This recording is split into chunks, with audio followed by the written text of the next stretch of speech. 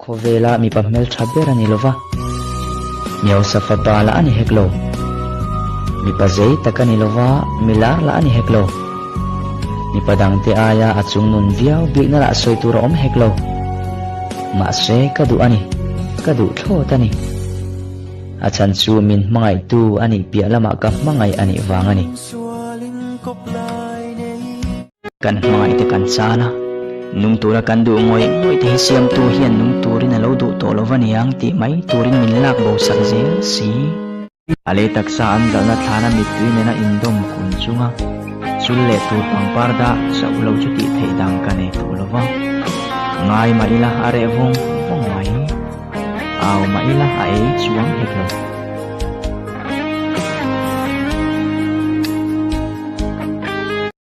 akha tokin phone ka mel le thina ma se min don be haulo ama kha chuan ni tin hun ol kan ne piang in kanin bia kanin ning ngai lo khan sui tu na eng tin nge ka tel lo wa a hin thei dik ni